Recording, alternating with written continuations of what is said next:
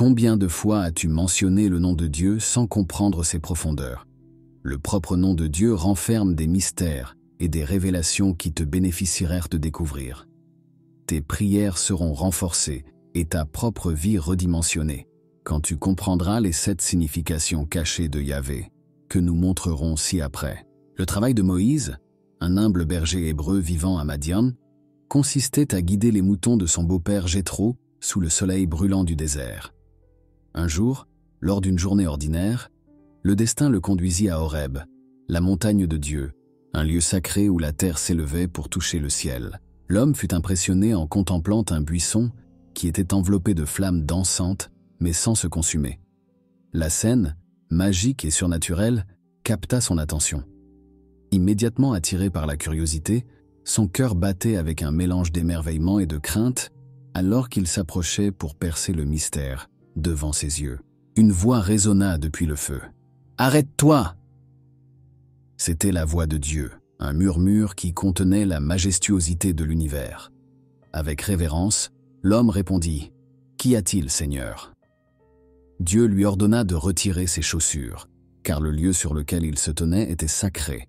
« Je suis le Dieu de tes ancêtres, je suis le Dieu d'Abraham, d'Isaac et de Jacob. » Se sentant indigne de lever les yeux vers le Dieu de ses ancêtres, l'homme se couvrit le visage et s'inclina en véritable adoration. Alors, Dieu lui révéla le but de sa visite. Il avait entendu les lamentations de son peuple, réduit en esclavage en Égypte, et était résolu à les libérer des griffes oppressives du Pharaon. « J'ai entendu le cri de mon peuple. J'ai entendu leurs lamentations par lesquelles ils m'appellent. J'ai vu leur souffrance en Égypte, et je suis résolu à les libérer. C'est pour cela que je t'ai choisi. Je t'enverrai libérer les Hébreux. » La voix de Dieu tonnait depuis le buisson ardent, avec une autorité impossible à résister.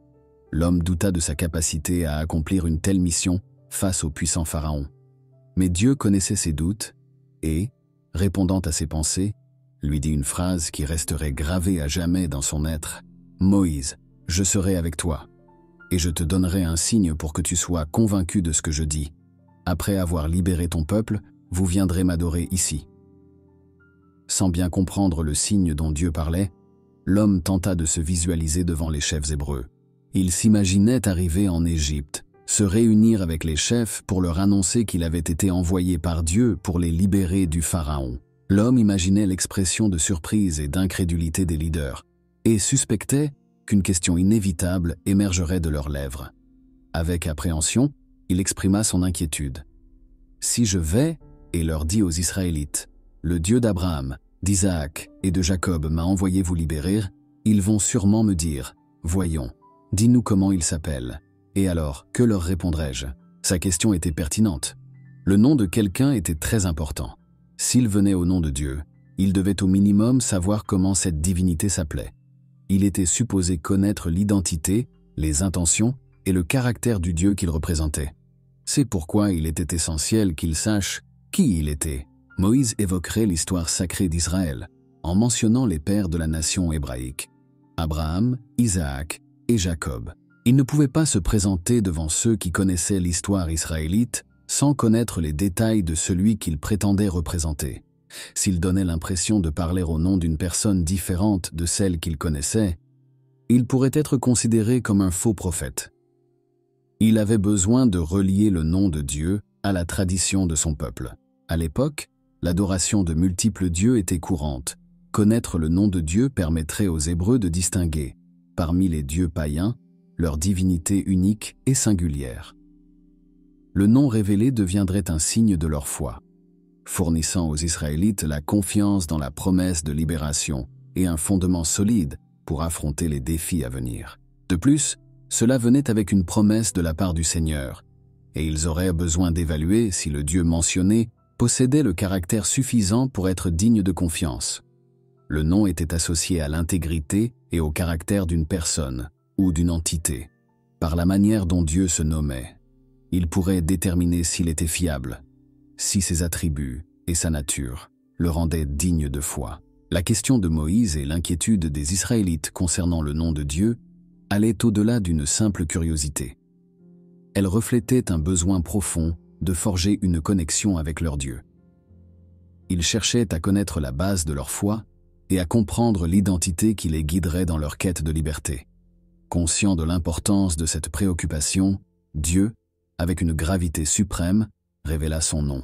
« Tu leur diras que je suis le Dieu éternel, et que mon nom est Yahvé. » Le nom de Dieu résonna avec puissance dans les oreilles de Moïse.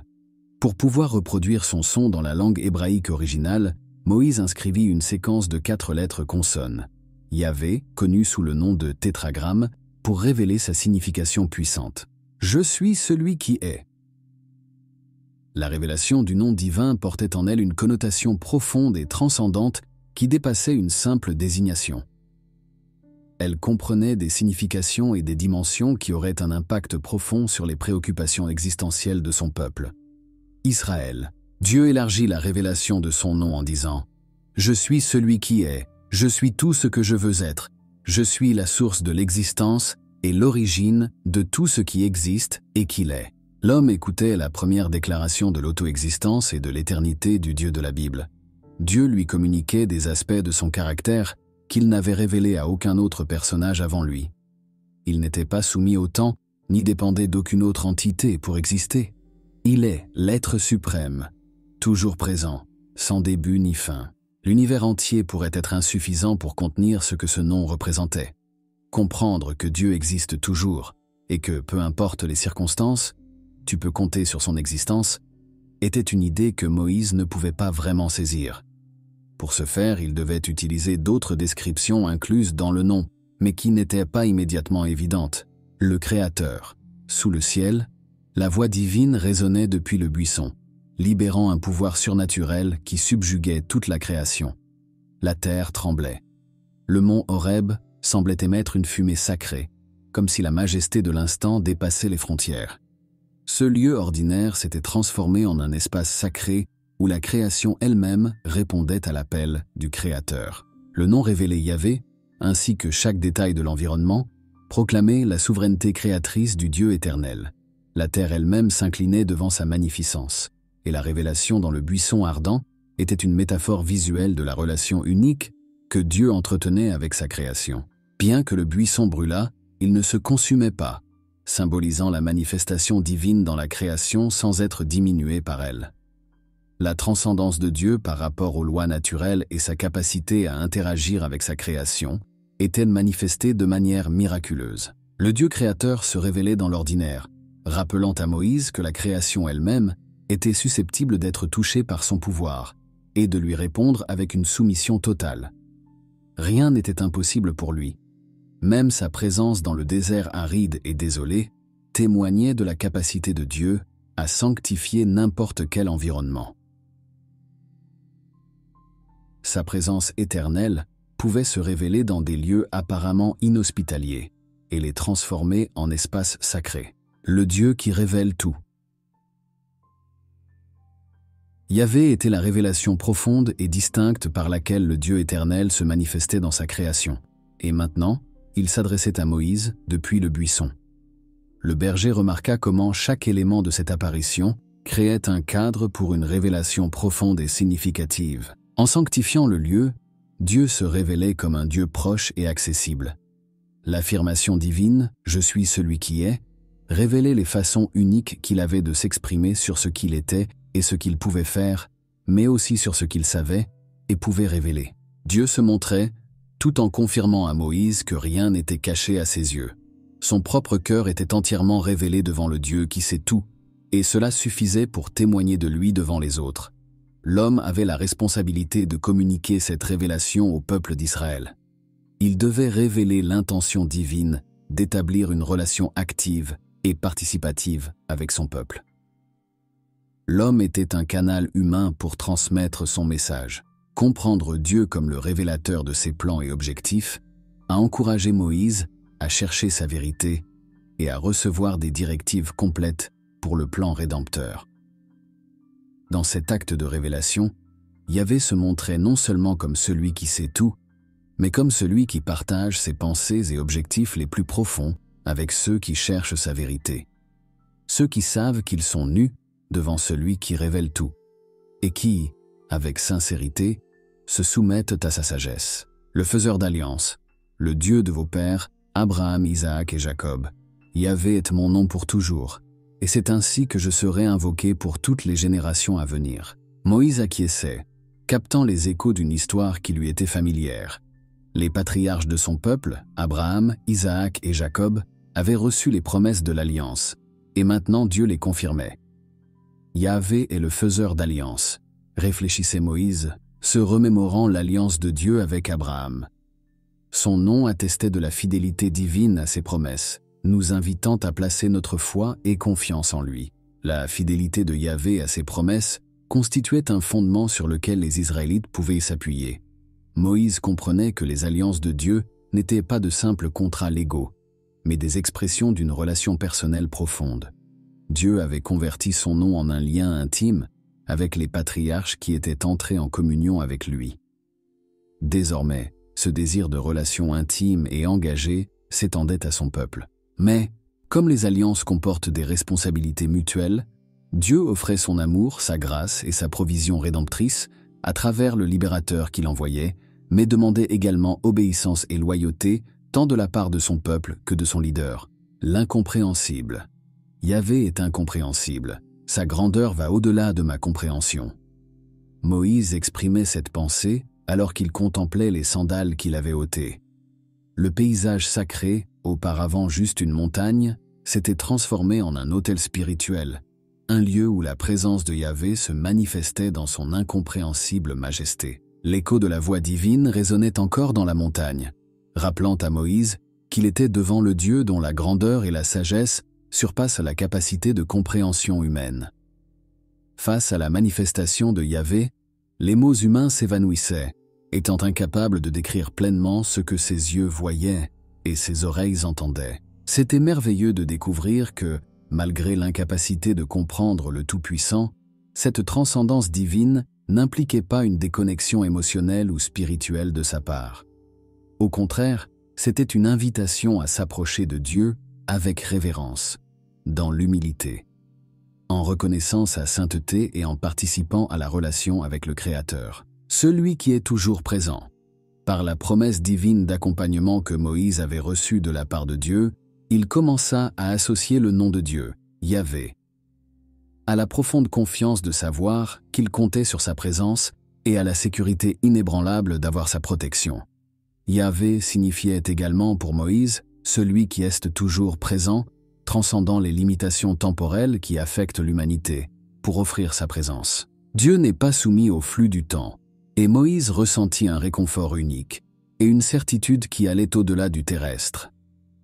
Dans la réalité de Yahvé l'omniprésent, il trouva un fondement solide sur lequel construire sa vie, une boussole qui guiderait chaque étape de son voyage. Pour Israël, cette signification aurait des répercussions. La certitude de compter sur un guide éternel et constant marquerait un changement radical dans leur compréhension de Dieu. Il n'était pas un être distant qui interviendrait occasionnellement, mais un Dieu dont la présence serait constante à travers le temps. Sa promesse leur assurait que, dans leur quête de liberté et à chaque étape de leur histoire, ils disposaient d'un compagnon éternel qui ne les abandonnerait jamais. Cette révélation apporta à Moïse une tranquillité totale. La mission de conduire le peuple d'Israël vers la liberté se transforma d'un défi en une collaboration avec l'Éternel. La certitude que Dieu était avec lui et que son orientation n'était pas limitée par des contraintes temporelles inspira Moïse à avancer avec courage. Moïse pouvait avoir confiance que, malgré les incertitudes du désert et les défis qu'il pourrait rencontrer, il pouvait s'appuyer sur la présence constante de Yahvé, le toujours présent, comme son défenseur fidèle, celui qui respire.